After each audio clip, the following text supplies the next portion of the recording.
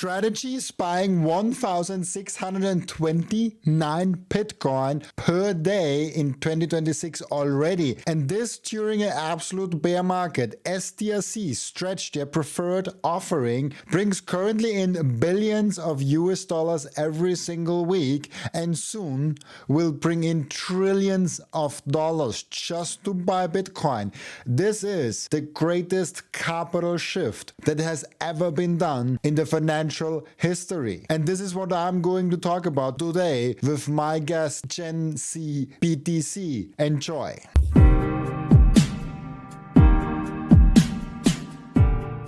What have you noticed was the most interesting for you in Bitcoin that has happened over the last 6 months? Even though so much has changed, right? Nothing has changed. And what I mean by that is the way that people feel about Bitcoin seems to be nothing different than any other cycle, right? Within the last 6 months, we had an all-time high. And we also have had not an all-time low or anything, but we have this sentiment of, oh, it's a bear market, it's over. I believe we touched 60K, at some point during the last 6 months.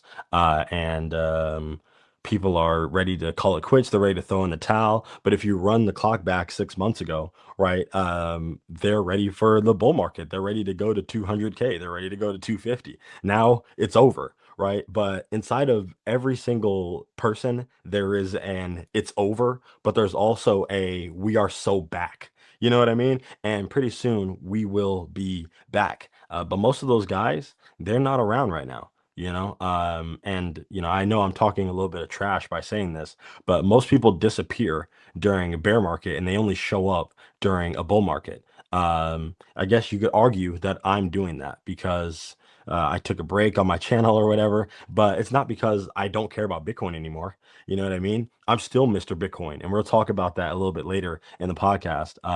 But a lot of people who should be here, they're not here, and it's because they think it's game over, but they will be back. And that part of Bitcoin has not changed. The part that has changed is STRC, MSTR, all these Bitcoin treasury companies popping up, buying all this Bitcoin, the IBIT ETF, still having some outflows, some inflows. There's a lot of regulatory stuff going on, the Clarity Act, so many Bitcoin strategic reserves that are getting passed and built out in different cities and different states and counties. Nation states are buying. So things have changed on that front. But in terms of the way people think of Bitcoin, I feel like not too much has changed, for better or for worse. Yeah, and it's actually interesting because I just looked it up almost exactly, just a few weeks off, almost exactly 6 months ago. We had the all-time high, literally. So we fell from the all-time high to whatever the price is today. And you kind of made the opposite move. You went on a high note. You said goodbye to YouTube when we were in the bull run where people still thought we were going to 340K. And now you're coming back where everyone thinks Bitcoin is dead and we're going to zero. Like you made the opposite kind of move, which is even more fun, I think. But I think conviction is something very important. I think 2026 will be the decider for most of us to see, are you actually convicted of Bitcoin or not? Because we understood Bitcoin, and once you understand Bitcoin, it's very clear for you to do. Like what to do is it's just like buy it, hold it, and maybe speak about it if you choose like us lunatics to do so. And if it goes down 50%, 40%, that's the time where you can actually double down and not where you chicken out. And I think 2026, at least up until now, let's see what the rest of the year brings. But up until now, it was a big conviction tester. And I see people that were very much cheering Bitcoin on 6 months ago are now saying it's game over. And I'm like, okay, you liked something 6 months ago and now you don't like it. And the only reason is because it got cheaper to acquire. You get twice as many Satoshis now than 6 months ago. And so you don't like the Satoshis anymore. Like that does not make any sense for me. Like fundamentally, it only got better. There's nothing fundamental about Bitcoin that got worse. I could even argue everything got a little bit better and the price dropped 50%. So the price, the risk to reward ratio just got like, I don't know, 2 times, 3 times as good? Yeah, no, I would agree with that. And the whole thing is, like you said, the fundamentals are the exact same. Um, if anything, Bitcoin's gotten stronger, right? Because we've had so many different issues. There's been pushback. There's been all these different things between the protocol layer when we talk about Bitcoin Core and Bitcoin Knots and BIP 110. There's been all sorts of different attacks on Bitcoin, like the Jeffrey Epstein attack on Bitcoin, right? The idea that there might be certain people who have been co-opted, all these different things. But despite all of that, this thing is still worth over $70,000, which would not have been even thought possible, 10 years ago, and even 6 years ago, 7 years ago, stuff like that. So at the end of the day, the fundamentals are not changed. That's why people like me and you, and the people who truly get it, the people who are watching this during the bear market, right, who truly get it, they're not phased by any of this stuff, because it's nothing new. It's always something, right? Oh, well, the CIA controls the Bitcoin. Oh, well, it's Jeffrey Epstein that controlled and created the Bitcoin. Oh, well, it's going to be hacked, or it's going to be this, or it's quantum, or it's really nothing new. None of these guys have anything new to say. They just kind of swap the name out with the person who is hot at the moment. You know what I mean? The current topic of discussion. But if you've been buying every single day, people will still call you lucky when we're back at the all-time high, right? And they're going to call you an idiot when it's not at the all-time high. Like right now. Right now, people in my office saying, "Hey, why is my Bitcoin down 40%?" Well, buddy, there's something called buyers and there's something called sellers, and there's more sellers than there are buyers. That's why it's down. Any other questions? Right? Like that's just how it is. And then there's going to be a time where there's more buyers than there are sellers. And they're not going to ask me any questions then. They're not going to ask, why is my Bitcoin up higher than everything else in my portfolio? Then they're just going to, sit back and enjoy their gains or whatever they want to do with it. But at the fundamental level, the code is still the same. Nothing has changed. Now I see on your blackboard, and I was already seeing it before we started recording, that you have formed an opinion, or you at least made some thoughts around STRC and MSTR. What are your thoughts on that? Because that's also what you mentioned before, that might have actually came new in the last like now it's been like, I think, longer than 6 months that STRC on the market. I think it's like 8 months or 9 months. I don't know exactly how long it's been on the market now, but about like less than a year, I would say. What are your thoughts on that? I was gonna make a comeback video about STRC just because it's the hot thing right now. A lot of people still don't really understand it, but I do think that it's going to be very interesting. The same way that MSTR, the company by itself, is already very interesting for the Bitcoin network, and STRC is going to be the most interesting financial asset for a lot of people. I want to preface this by saying that STRC, MSTR, IBIT, all these things are not Bitcoin, but they're going to coexist alongside Bitcoin, whether you like it or not. I think we have this divide between some Bitcoiners where they don't like the institutional side coming in. They don't really like this Wall Street side coming in or the government side coming in. And they think that that is Wall Street taking over or the government taking over. At the end of the day, nobody can take over Bitcoin. That's why it's Bitcoin. That's why it's the most valuable thing in the whole world, right? But the people are going to participate in the network. Right? There's going to be people who are going to participate in the greatest technology of our century, right? That's just going to happen. And that's what Seyr is doing with MSTR, and that's what he's going to accelerate with STRC. So long story short, I'm not going to do a whole STRC breakdown right now, but what we're witnessing is Seyr is able to offer people a high yield savings account that beats the rest of the market.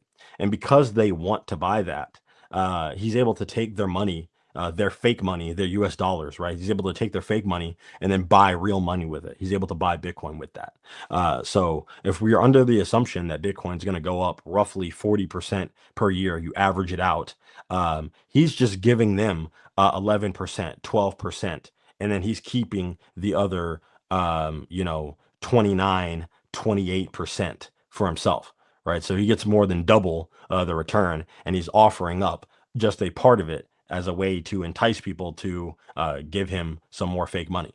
And STRC by itself was able to, supplement the purchase of like 5,000 Bitcoin or something in a week, right? They were able to issue like, I don't even know, like $400 million worth of STRC. And that's going to accelerate. We're watching that accelerate in real time. This preferred stock is not even a year old, right? They're not even a year old. There are people who have had preferred stocks on the market for decades, right? They're not doing anywhere near the volume. And the volume seems to be accelerating as more and more companies realize, okay, I actually don't want to hold Bitcoin because I don't understand it and I'm a little bit scared and it's too volatile and it's not good for me because if it goes down 40% in 6 months, I don't know how I'm going to make payroll. I don't know how I'm going to make the, the cover the insurance for my company. I don't know how I'm going to be able to pay the rent for the real estate that I own for my company. But if I hold something like STRC, which is quite stable, very low volatility, and it's giving me a yield of around 12%, 11%, 10% compared to treasuries, which are basically losing me money against inflation, this might be a better hold for my treasury, right? If you're a retiree and you have $1 million, right? You're deciding, hey, you know what? Maybe it's a better idea to hold this thing that's yielding me basically 100K a year. If I have $1 million in STRC, over 100K a year, tax deferred, right? That doesn't mean that there's no taxes on it, by the way. It just means that you're deferring the tax to a later date. Watch some videos. Okay, I'm not your tax consultant. I don't really know, but all I know is that you don't pay the tax on the dividend up front because it's return of capital. All right. There's all these different advantages to this thing for individuals, for retirees, for companies. And we have this idea of everybody holding Bitcoin directly, which is great. That's amazing. Everybody should hold Bitcoin in cold storage because it is a bearer asset. But when we create these Bitcoin products or we integrate Bitcoin into these products, this is a great way and a really easy way for someone to get Bitcoin in their 401k or get Bitcoin into their retirement account, like their Roth, or to get Bitcoin into their company's balance sheet without holding Bitcoin directly, right? So is it a pseudo form of adoption? Yes, absolutely. But every dollar of STRC purchased is a dollar of Bitcoin purchased because that's what Seyr is doing with the money. You know what I'm saying? So I just find it very interesting. There are companies that are coming out that are copying this, right? Stata is copying this, and a couple other Bitcoin treasury companies are copying this model. I know that Adam Back's company is trying to copy this model as well because it's an amazing breakthrough. I think it's very, very interesting. It's really interesting, and it's important to note that this is only possible with BTC, because obviously there's also other assets that go up in that fashion, but only short term and a lot more risky, like fundamental risk. You could do the same thing with like underwriting Nvidia, but that would be very, very stupid and probably not even allowed because it's a security and Bitcoin is a commodity. Then you could do the same thing with gold, but gold doesn't do the same adoption level as Bitcoin because gold is already so much bigger. And I think the TAM of gold is smaller than Bitcoin's. So there's actually no other asset in history that you can do the same thing with that MSTR is doing currently with Bitcoin and issuing STRC. Now, I just briefly in the competition, because I have a very strong opinion on that, where I don't think there will be a lot of competition for STRC. I think there will be a winner takes most kind of situation. I might be wrong on that. Like, I don't know. It's just, for me, they will be having a lot more volume, and they will be able to get more volume with lower yield, and so capturing more of the profit. And if they really want to, they can always increase the yield. And we see that the competition is buying STRC. Like, I don't know if you've seen that, like Stripe bought STRC. And I'm like, how? Like, Like that's crazy for me. So I don't know. I don't want to comment too much on the competition side of it, but I just thought I don't think anyone can compete with MSTR because they have so many Bitcoin to offer the security needed. And yeah, like I think Strive also has a lot of Bitcoin, like 30,000 or so, but 30,000 is like half of what Strategy bought 2026. Like I don't know the exact math, but like something like that. Yeah. And so the scale of it is just like there is one huge behemoth in there, and he will be able to offer the best security, and he probably doesn't even need to offer the best yield for that. Like people say, like, oh, I'll get 1-2% less yield, but I'll get the superior product that has the most secure thing, and will probably never go under. I'm really curious how the competition will shake up in the next 10 years. But I agree with you, like that there will come, I think there's a lot more products like that coming on, but I think like Strategy with STRC will probably capture like 95% of the market. Pretty much. Yeah, and it is what it is in that situation, right? These guys are still gonna have to try because even though Google has a huge share of the internet and the search engine, right? There's always going to be competitors, right? We have ChatGPT, Yahoo still exists, I guess, Bing still exists, and these guys make a lot of money, but they're not the number one dog.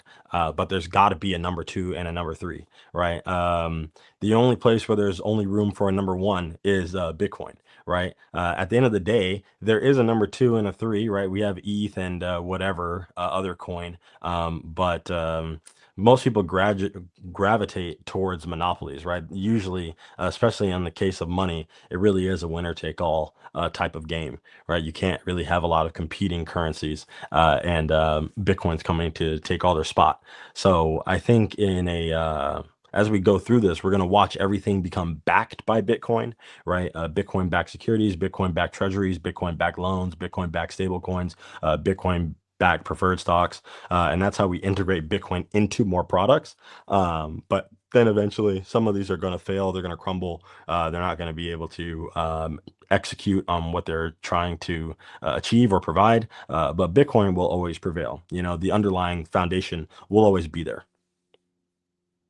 And it's interesting because when we talk about Bitcoin and scaling of the Bitcoin, I am curious how you think about that, because I see Bitcoin as the base layer protocol, obviously.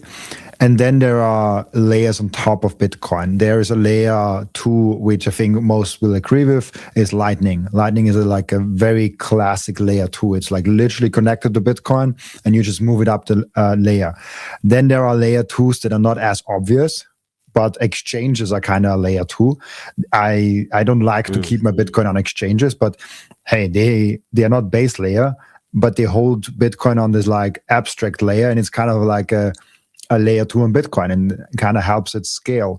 Then there are even more indirect ways of scaling Bitcoin, which is STRC, like Stretch.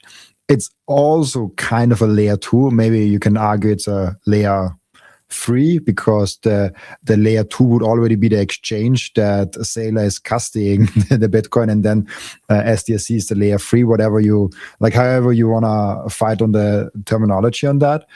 But it's interesting because there is competition on the layer two and three side, but there's none on the layer one. Because I think you agree with that. I wouldn't agree with like ETH being competition for Bitcoin. Like it's just like that's something else. We can debate if it's good or bad, but I don't think it's like direct competition. If you think about, oh, should I buy Bitcoin or ETH, you haven't understood either one of them, because like very different things to buy it for.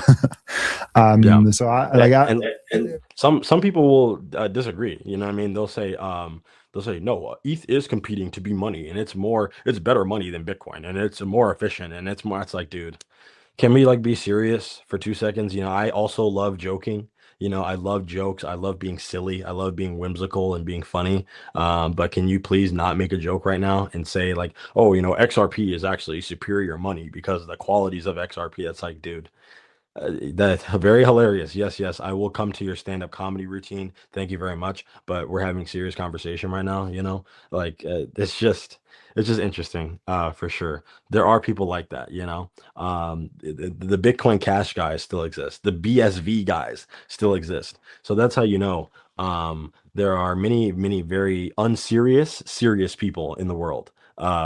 And they do think that there is competition on that layer one, right? They do think there is a lot of competition in terms of Bitcoin being overthrown as money or Bitcoin being overthrown as the capital of the world, right? The base layer. You know, I guess they think the AIs are going to want to trade in something other than Bitcoin for whatever reason. But if you follow that to its logical conclusion, every single time you come to the fact that Bitcoin is the number one choice. And then the number two choice is a stable coin.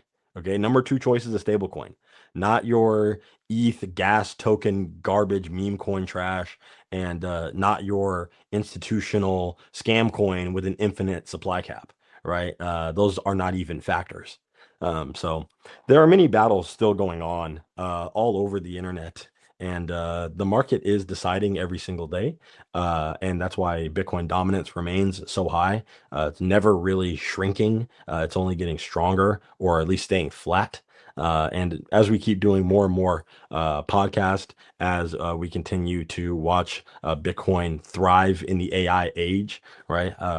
The answer just becomes more and more obvious. It's just going to be very detrimental for the people who get the answer wrong. Where do you see actually the Bitcoin dominance going in the future?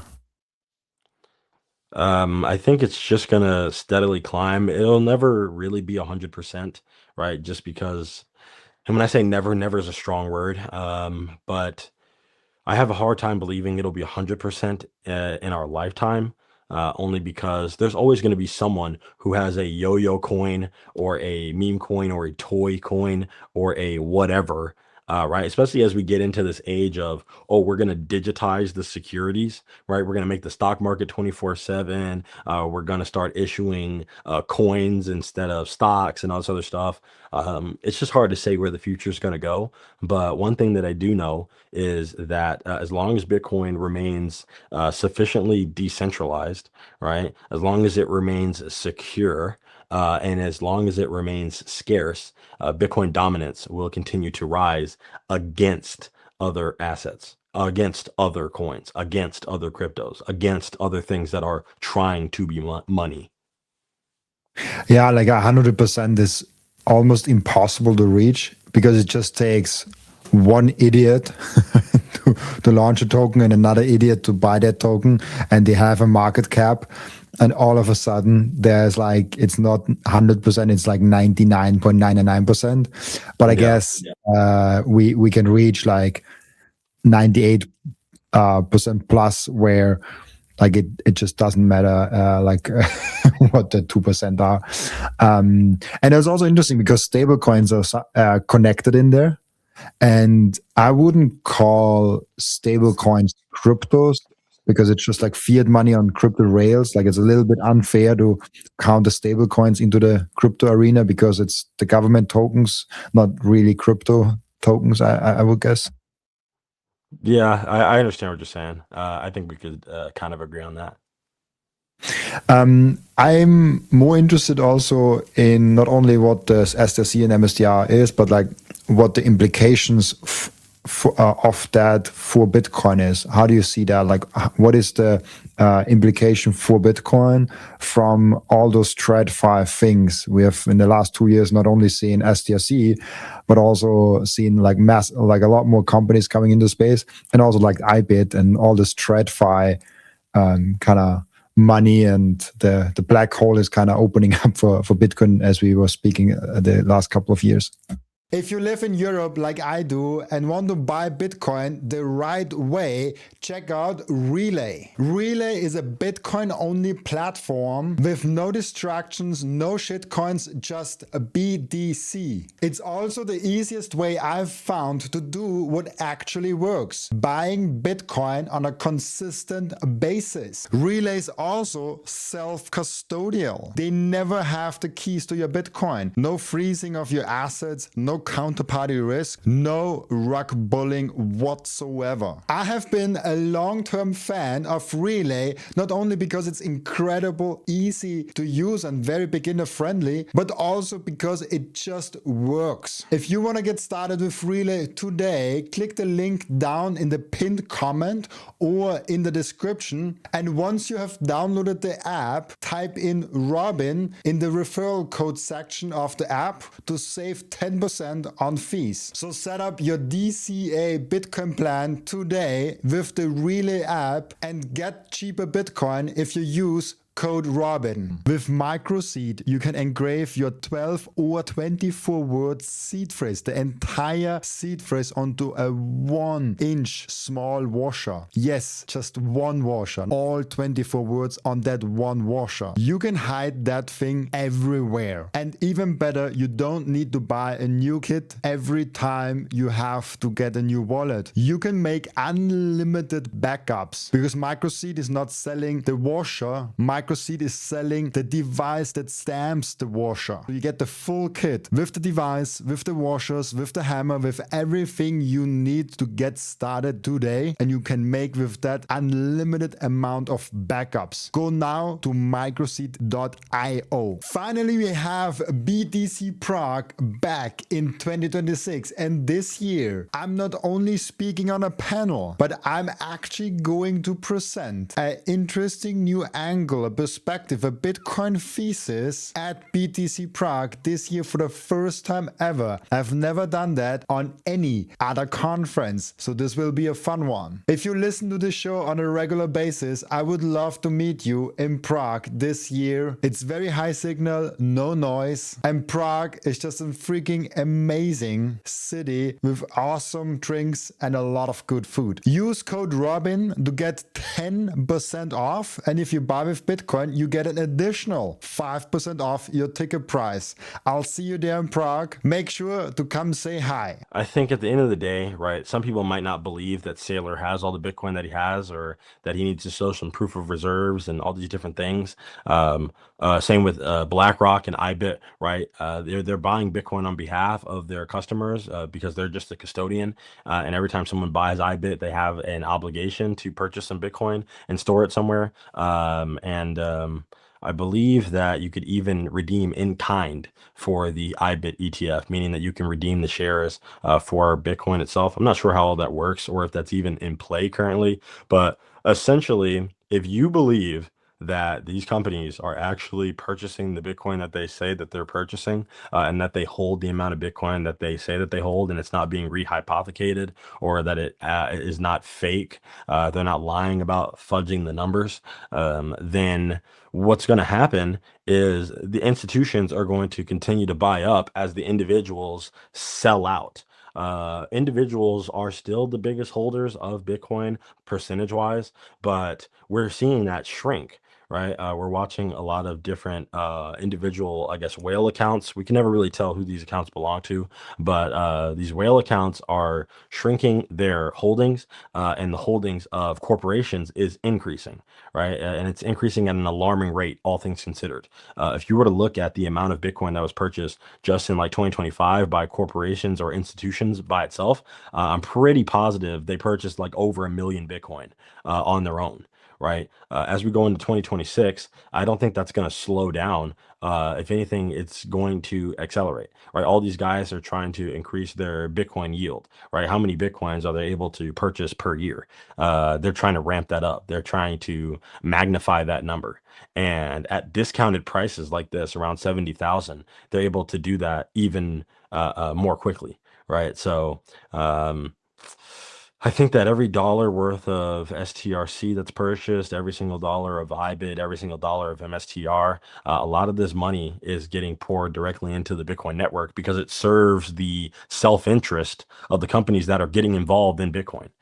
So I think that individuals are too quick to give up their coins, and institutions have too much capital, and they're also very greedy. They're not giving the Bitcoin up. They're not easy to sell. They're also price agnostic, meaning that they don't really care what the price is. They're going to try to buy it at any price.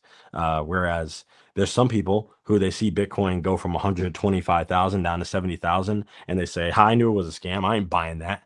and then it goes back up to 125, and they say, oh, now it's too expensive, I'm an idiot, I should have bought some. So there's always this perpetual cycle of choosing why you're not going to start, or not going to get in, or not going to start researching and understand it.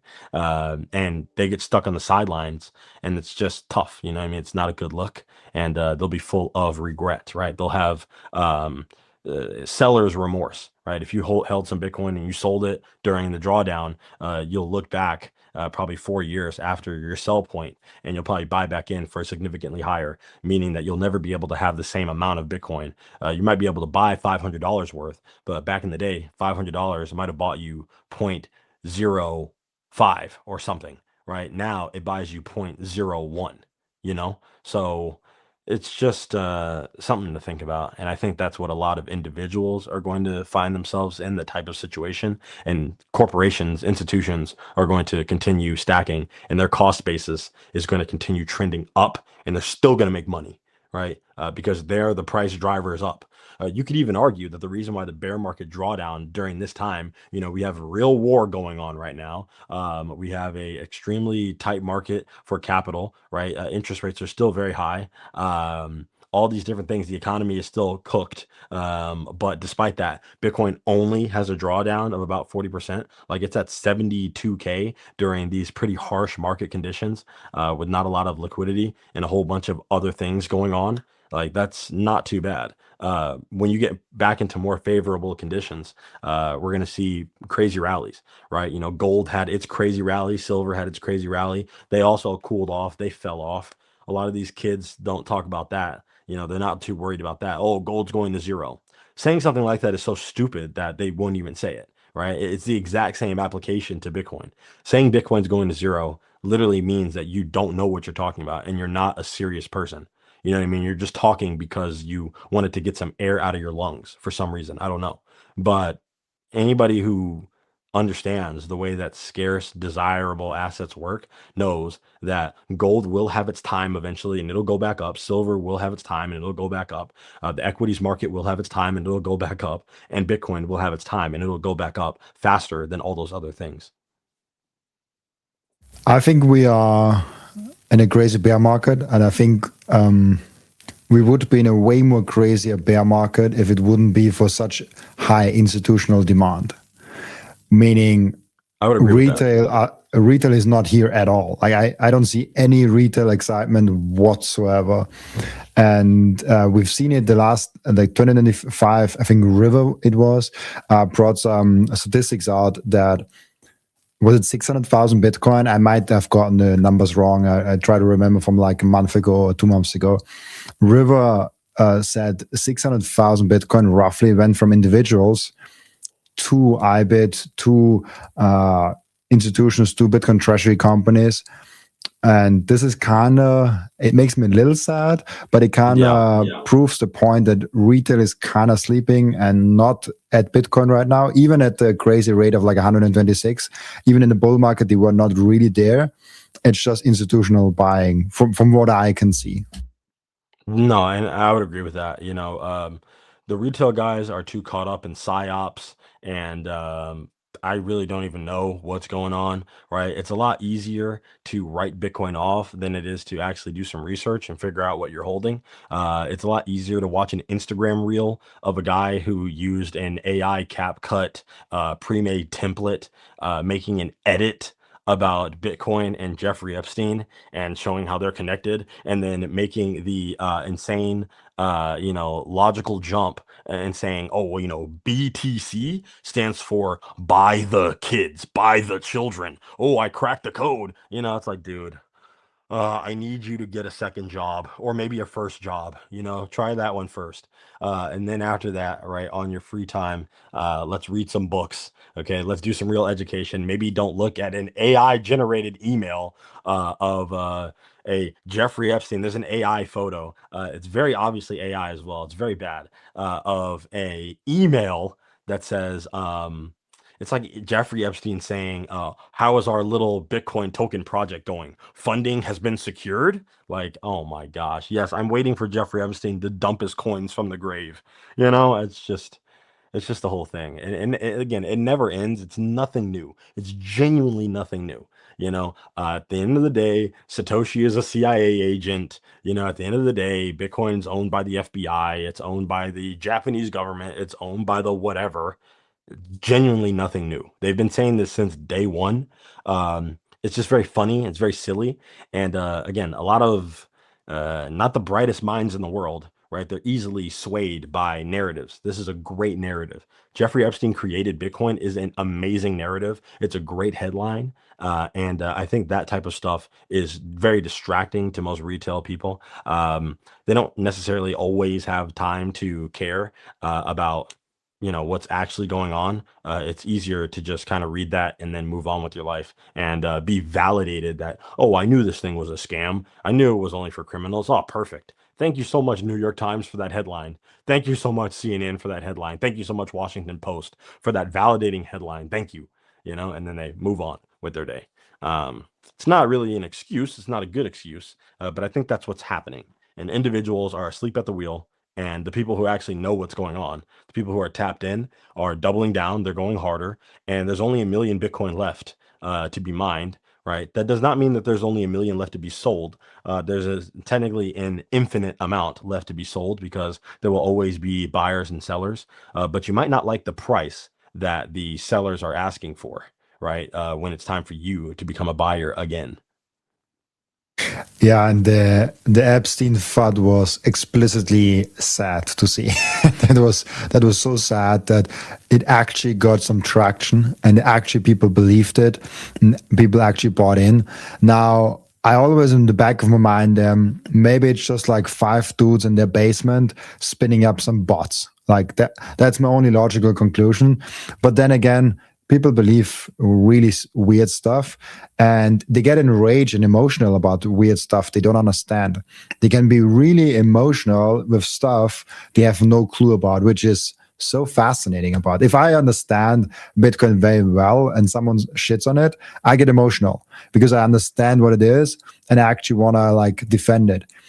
But some people defend stuff even though they don't understand it. There was no investment. Like, if you really are the Epstein conspiracy guy and you connected all the dots, you have the blackboard with the things laid on top of each other, and you made the whole picture, the red strings and all of that, and you are extremely invested and you're getting worked up on it. I can understand why you're emotional. But if you actually have done the research, you would have seen that there's no freaking connection. And even let's say, even if we entertain for a fact, for a very small little time, that Epstein was Satoshi, which is crazy even to say out loud. Even if that's the case, what does it change? It's open source code. It doesn't change a freaking thing about Bitcoin. Who Satoshi Nakamoto is a great book title, probably, or a great movie title, probably. Would be amazing to have in the cinema and watch it and have some drama around it. But to make a decision if you want to buy Bitcoin or not, it just doesn't matter, because it's bigger than Satoshi anyways, and it's all open source and verifiable. You don't need to know who Satoshi is to see what Bitcoin is. Yeah, no, 100%. And again, there's all these narratives. There's people online saying, oh, well, there's a back door that's been installed into Bitcoin and it was going to be used in order to dump all the coins to fund Jeffrey Epstein's next island. It's okay, can you show me the back door, please? I believe that the FBI and the CIA and the Treasury and the DOJ and everyone in the whole world would also like to see the back door, and they would like to try to reverse engineer it so they could get $1.4 trillion really quick, like that. That'd be really nice, but no back door exists. So people just kind of make up narratives and they try to run with it. And it's easy to say something that's true. Sorry, it's easy to say something that's false, but it's much more difficult to say something that is true, right? You can very easily make a false claim. It might take me multiple sentences to refute your falsehood and show how stupid it is. But it's very easy to say a lie or to say a falsehood. So people love taking the easy route. Nothing new there. I 100% agree with you. One thing I'm curious on how you think about that. Do you think, because there's a lot of like debates on like what it means for institutionals to be here, how positive or negative this is, and the kind of the distractions of Bitcoin in self-custody, and just like give Bitcoin to people like Seyr, give people to like BlackRock and all of that. Do you think that like institutions and BlackRock and strategy and all of those is still like a net positive for Bitcoin? I would say so. Yeah. I would definitely say so. They have the potential to be a net negative for sure. So we should be very weary, right? Because they have a lot of pull, they have a lot of power. But Bitcoin is a test of game theory, and the only way to win is by playing, right? You lose if you try to cheat. So I think that they really have no choice. They would like to have more control, but they just can't get it done. I think a lot of individuals surrender already. They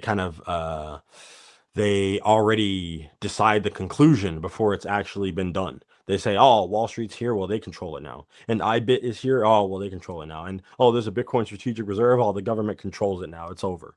It's like you are already deciding the conclusion. The game is still going. All right, and the game is just getting started. All right. That is how you lose, though. You lose by forfeiting the conclusion and saying that it's already over. That's not happening. They're just joining the game. They have no choice but to play. I like that framing a lot, and I see a lot of people actually do that. I was in Amsterdam once, and before Bitcoin conference, and the guy asked me why I'm here, and I said like for the Bitcoin conference, and he literally said to me, "Oh, but that's now the BlackRock thing, right? Like BlackRock owns and controls that now." And I'm like, wow, like how did that work was created in your head? Yeah, and again, it's super easy for that person to say that or to read a headline that says that. But for me to explain that that's not true, I can't do that in one sentence. Because if I do, that's not a satisfying answer. Because my response in one sentence is just, no, that's not true. Nobody controls Bitcoin. That's not satisfying. Like, okay, well, what do you mean? And then I have to say the next thing, and the next thing I have to explain why. Like, you need at least 5 whys. You need to go 5 whys deep in order to answer somebody's question. But if they start with their falsehood or their false statement, that by itself is enough to, I guess, poison the mind of someone, or to turn them off from something, or to convince them, or to, you know what I mean? That's just the way life is, and nothing's ever going to change about that. We just need more and more educators or fighters or whatever you want to call us, right? That's what we're here for. I like educate as the word, but I feel like we're fighting a lot in the Bitcoin space. But you are not only a Bitcoin educator, you're also working in Bitcoin. And I think that's what you have been up to also in your short break of not doing YouTube videos in the last 6 months. Maybe you can tell us a little bit about what you have been up to. Yep. I still work my same day job since the last time I talked to you. I am a logistics provider. I'm a sales guy. Speaking of which, if any of you listening to this work for any manufacturers, right? If you ever deal with containers, if you need storage somewhere, please let me know. That's what I do on my day to day. And I've gotten a lot more Bitcoin customers in my time. I work with, I'm just going to name off companies I can think of. I work with Consensus Protocol. I've worked with HUD 8. They're one of my biggest customers. HUD 8 is a giant Bitcoin mining company. I tried working with TeraWolf. The guy never returned my calls.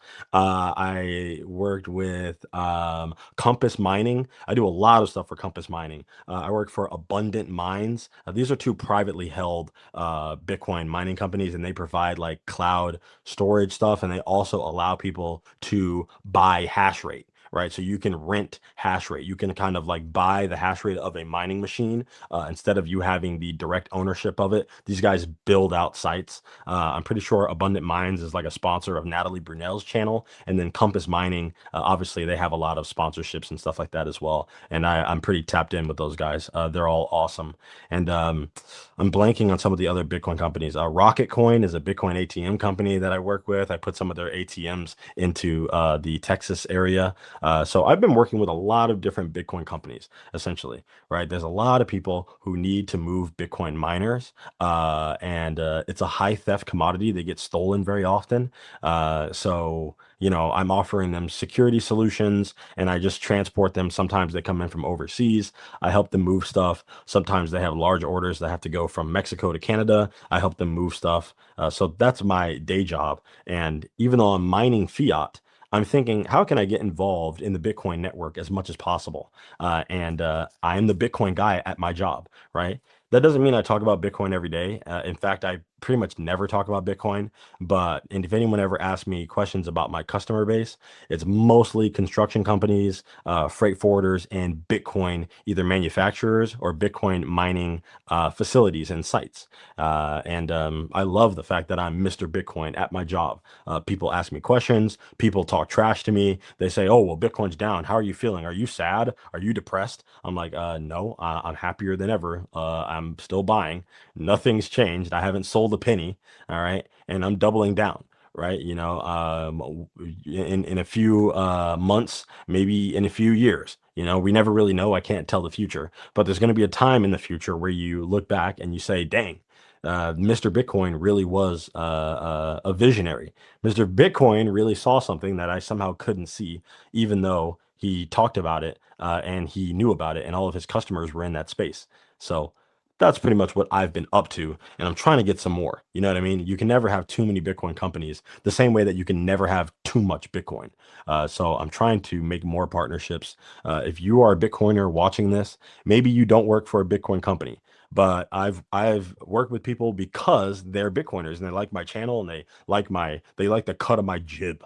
You know what I'm saying? They like my sayings and my catchphrases and my whatever. So if that's you, feel free, leave a comment, DM me. Okay, I need more fiat. All right, I need to buy more Bitcoin. Let's help Gen Z BTC to mine some fiat. Yes, we are all.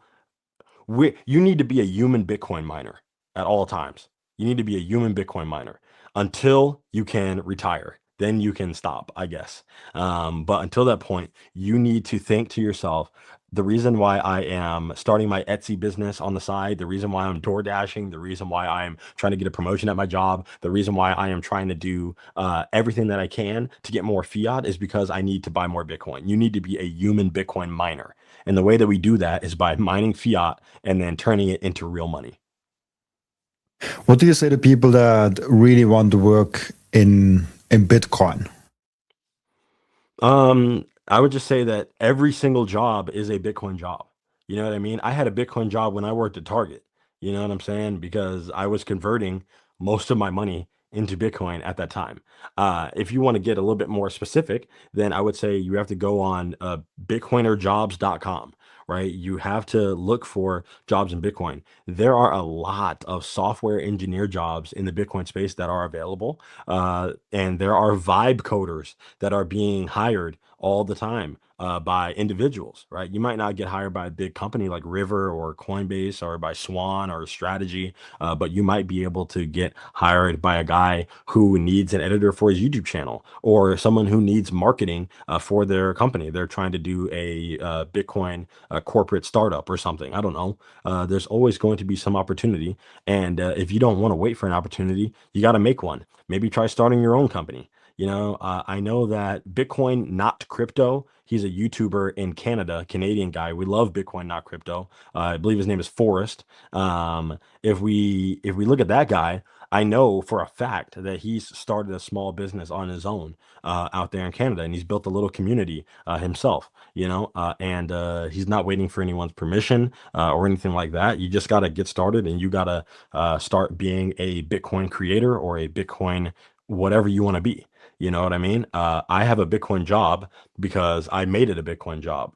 As a salesperson in the logistics industry, I can work with any company that I want. I have a food bank company. I have a couple construction companies that I work with. I have a freight forwarder. Freight forwarders are just people who live in different countries, let's say like Korea or Italy, and they import their furniture, they import electronics, they import transformers or other things that are made overseas, but they have no way of getting it from the port of California or the port of Georgia into the heart of the US, like getting it to like Tennessee or getting it to Texas or getting it to whatever, you know what I mean? So I have a lot of freight forwarder companies that I work with, but I also have a lot of Bitcoin companies that I work with. And I reach out to these guys and I tell them, hey, I'm not just some random guy who thinks you're moving computers. I know for a fact that you're moving ASICs, you're moving application specific integrated circuits. And I understand that you are a publicly traded company, or I understand that you're a private company and you have these concerns and you have these risks. I would like to be your partner here because I want to see the network be secure and I want to see you succeed. When can we get on a call? You know, and then I go from there. So there's nobody else in my office who has like Bitcoin companies or who understands Bitcoin mining like I do. And they all know that I'm the Bitcoin guy because I decide to be that. So if you want to work in Bitcoin, you just have to go for it and give it your best shot. That might not be the best answer that you want to hear, but that's the best answer that I can give you because it's the truth. There's nothing else that can be said. The most important thing for your Bitcoin journey is not buying Bitcoin, but it's how to keep them. And yes, you have maybe the right tools, but how do you actually go ahead and stick it all together so it's the most secure for you personally? Self-custody is a deeply personalized journey, and the Bitcoin way is helping you exactly finding that correct setup for you personally. They are also helping you with securing your own cybersecurity. And if you want to go one step above all that, you can even get a consultation for a Plan B residency. Go to thebitcoinway.com/Robin and you will get a 30-minute free consultation. I finally and officially mine Bitcoin. This is not just something to stack more Satoshis, but it's most importantly also to support the network. Individual miners are the ones that keep the Bitcoin network decentralized. And by the way, you get KYC-free Bitcoin. That's why I use Simple Mining. I get an actual proper Bitcoin miner. They set it up for me. They repair it if it breaks down. And most importantly, they let me choose the pool and even connect my own full node. I'm completely sovereign and I'm completely in control. And I can sign up with Ocean, no account needed. I just give them a Bitcoin address and then there's mining going on. No KYC, nothing. So if you're ready to mine Bitcoin, go to simplemining.io, tell them you come from Robin, and let's mine Bitcoin together. One thing I might humbly add,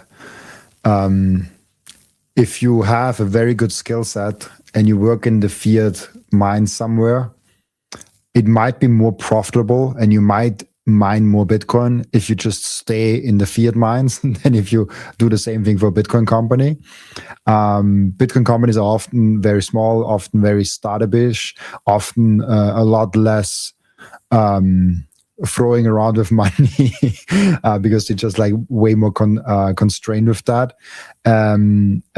It's super fulfilling to work in the Bitcoin industry. Like if you can, as you said, like you can be a Bitcoiner in the Bitcoiner shop, but there are some people that say like, oh no, I want to work like directly somewhere in Bitcoin for a Bitcoin native company. There are some downsides to that, and I don't want to like because we always talk about like the amazing upsides and all that, but there are downsides to working in as a Bitcoiner in the Bitcoin ecosystem. The upsides are obvious, like you work in Bitcoin, you might even get a direct Bitcoin salary because the company understands Bitcoin, you understand Bitcoin. You work with people that are from mindset very aligned with you, so you can probably talk very nice about Bitcoin with your coworkers because they probably understand it also. That's why they're also here, and it's just like awesome because I have all those people that I work with, and I also call them my friends, like because we all understand Bitcoin and we like connect so good on that. I just wanted to give that because I sometimes see this like dream of like working in Bitcoin, and then people tell me, oh, I do this and Fiat and like I get this amount of salary, and I'm like, stay there, mine some Bitcoin. like if you don't hate what you're doing there, like if you hate what you're doing in your job, like you should quit it anyways, no matter what, long term, but have a plan. But if you don't hate what you're doing there and you kind of like it, just like mine those Bitcoin. Like there's nothing wrong with you being a Bitcoiner and not working directly in Bitcoin. And as GenZBTC, Satoshi Kwapamole said, you should actually be the Bitcoiner in the company. Like you should be the guy that if people have questions, like imagine how cool it would be if the CFO one day comes to you and says, hey, we are thinking about a Bitcoin strategy. Like I heard you know about one or two things about that. How cool would that be if you are so well known as the Bitcoiner guy in the company that you might actually make career moves with that long term, because the company is like, hey, you saw that Bitcoin thing 5 years ago and we all didn't. So we would like to have you in a bigger position, maybe work some Bitcoin project out there, like whatever it is. Like it's very abstract, but I think that might just be the better way than to just join like a Bitcoin direct native company. Yeah, no, and I would definitely agree with that. The thing with Bitcoin is because we're so early, there's going to be challenges and there's going to be struggles, and you will probably make less money working at a crypto firm if you're like a lawyer or something like that, like a Bitcoin firm or whatever, compared to working for being an Amazon lawyer or a lawyer for like my company, right? Like my logistics company is the biggest in the US. You know, if you're a lawyer for my company, you're probably going to make a lot more than a lawyer for Swan. You know what I mean? And Swan's amazing. There's going to be a point where Swan is going to be one of those bigger companies. Well, maybe. You know what I mean? I like Swan. I like the guys at River. Bitcoin success is guaranteed, but it's hard to say about the success of every individual company. So I can't sit here and say that for sure, right? These are great companies, by the way, but life is full of competition and certain things happen. Bad things happen sometimes. Good things happen sometimes. So I can't say for sure. But long story short, I agree with Mr. Robin Seyr. You never really know where you're going to go when you start with startup type companies like that. But the reward is usually much bigger because even something like Strike, the company Strike, pretty sure Jack Mallers is like, they have like 30 employees for Strike, um, which is ridiculous. I don't think that's 100% true, but I know that he has an unbelievably low amount of employees at Strike, and they all have extremely high salaries. If you look at the hiring look at Bitcoiner jobs. If you go on Bitcoiner jobs, anytime you see a hiring post for like Strike or for Swan, most of these companies' salaries are extremely high because they just don't have that many employees. You know what I mean? And That's most tech companies, but these are like tech startups. And then these guys have Bitcoin treasuries. As their treasuries grow, as Bitcoin grows, as their notoriety grows, as the demand for Bitcoin grows, because people are watching the price go up. Um, these are roles that could rapidly grow and expand, and the amount of money that you could scale could be like nothing that you've ever seen. But that's the risk that you take on. You could have a downturn, and you'll have to get the company downsized or liquidated or whatever. You know what I mean? And that's part of the volatility of Bitcoin. The volatility is a gift for the faithful, but that doesn't mean it's not without risk on the corporate side, right? On the business side. Volatility is not risk in an investment. Volatility can be risk when it comes to corporate strategy or business strategy, business funding, stuff like that. So it's a little bit different. So you just got to do what you got to do, make your own decisions. And I would say without risk, there's no reward. Without risk, there's no story, right? So sometimes you got to take that risk. Maybe it'll pay off. That's actually a really fun thing that you said story now, because when I look at a decision, I try to look at from every single way that I can look through that decision. Do I go the path A or do I go the path B? And one of the most important angles I actually look at all my decisions is what path is likely to be the better story for my great grandkids in like 50, 60 years from now. What path is the better story to tell in like 50 years to them? Which path should I take? And often the path that is the better story is the more fun, is the better path overall. It might might just be the harder path, but the one that actually pays off more in the long run. And so I like that you put on like story in there, because I look at the same exact thing and look at what path is the better story for me in long run. No, that's very amazing, and I like that a lot. I think I'll be using that to make some decisions in the near future.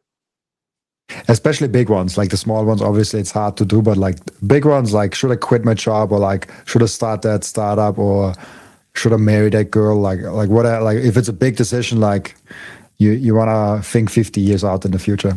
Yeah, like Yeah, if it's a go ahead. if it's a sandwich in the morning, might not be that helpful. Right. No, you need to constantly be thinking, how can I build my lore? Right? How can I expand my lore? That's not too bad of a mindset. I love that.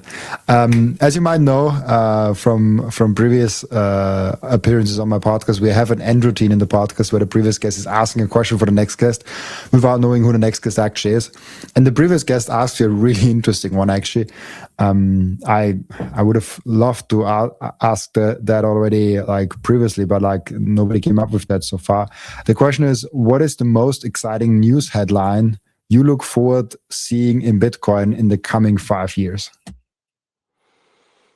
Most exciting news headline. The easy answer is going to be, Bitcoin finally crosses $1 million.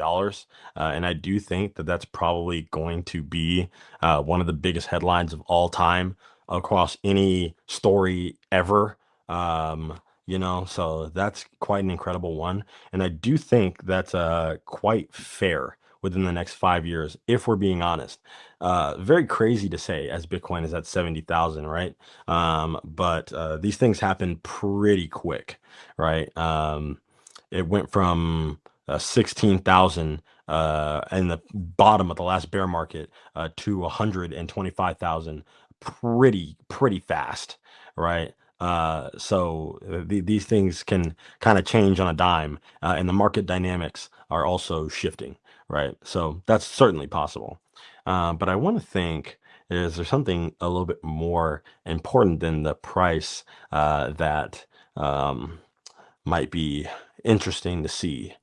Another headline, it could be, any country, it doesn't matter what country it is, any country purchases lump sum of like 100,000 Bitcoin or something like that. That would be crazy.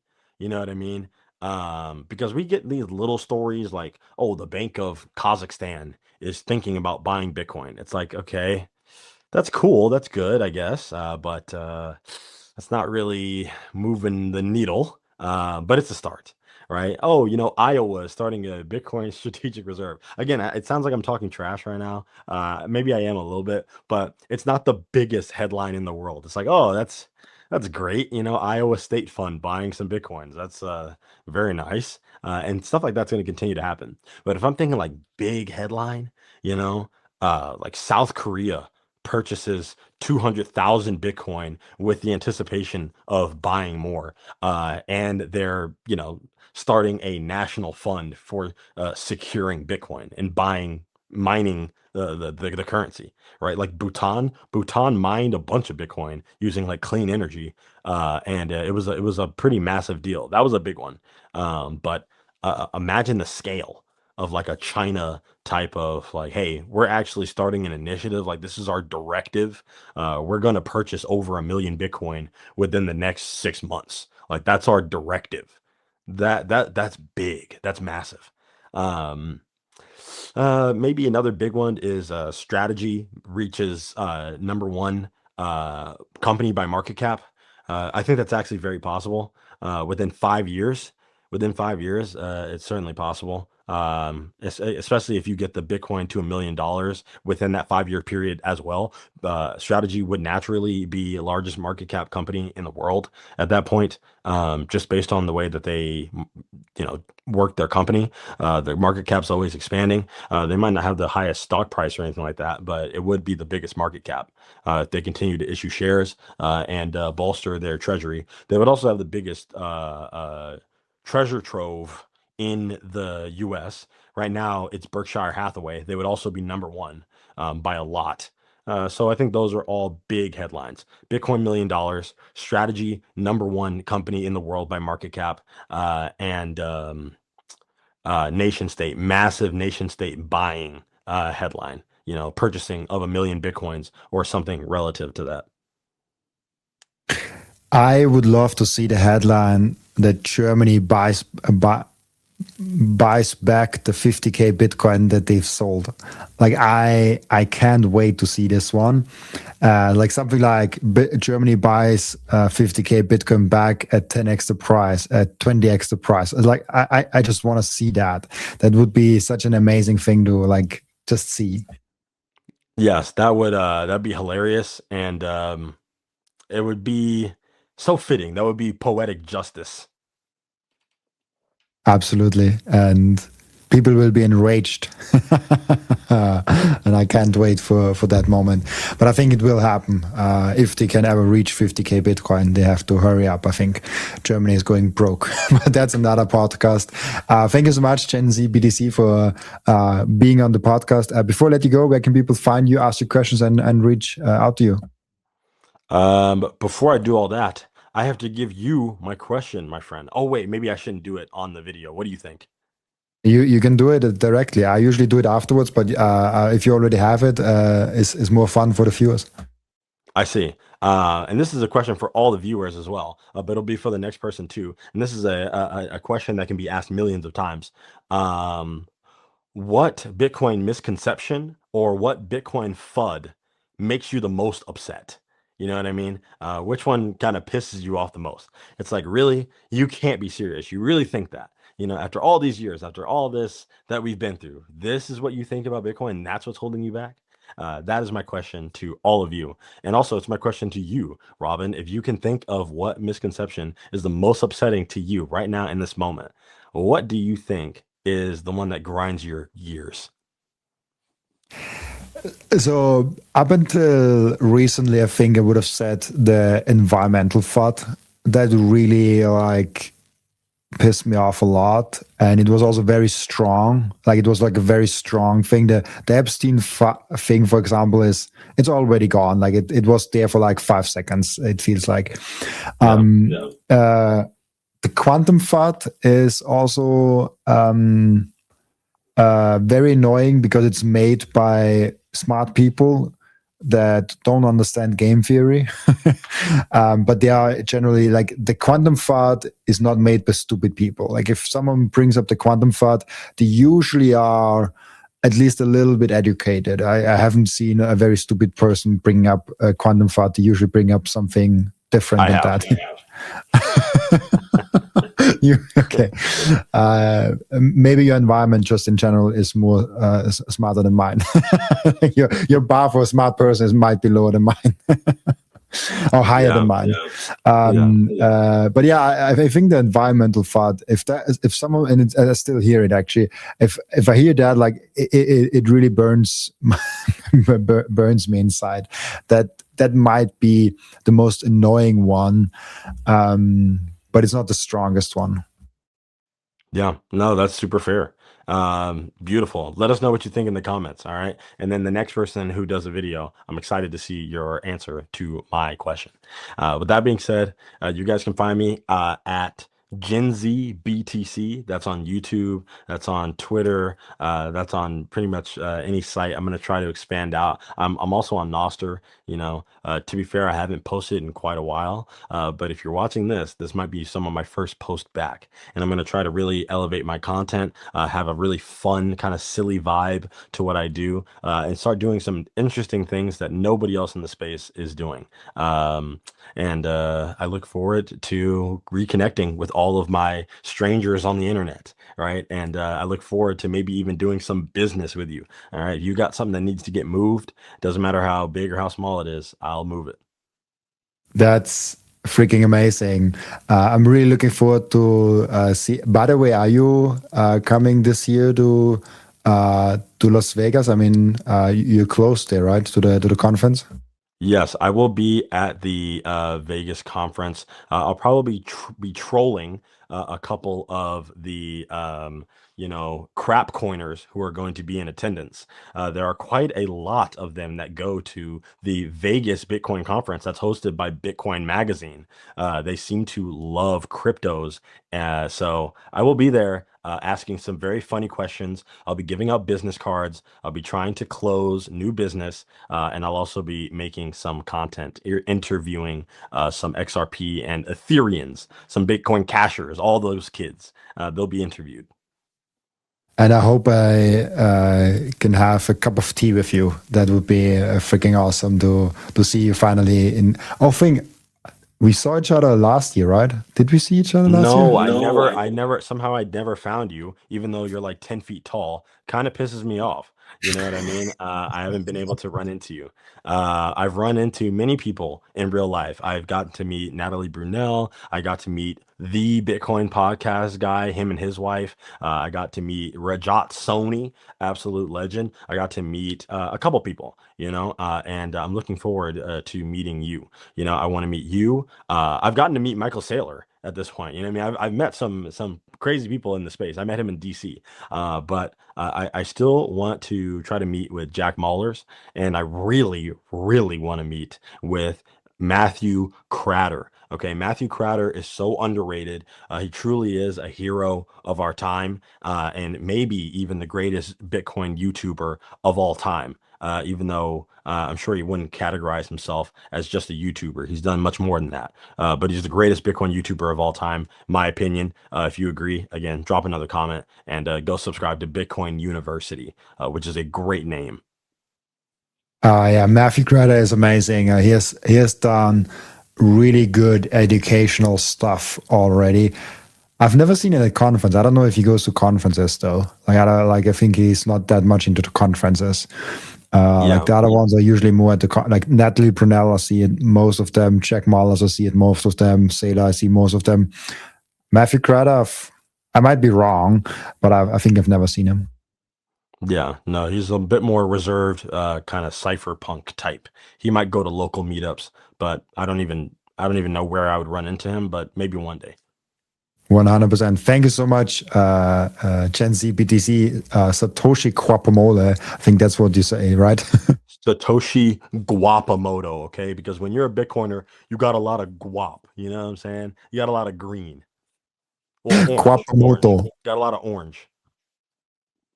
Thank you so much, GenZBTC, for being on the podcast. And also thank you so much for everyone that is watching and listening, for joining us today. As always, I'll be back.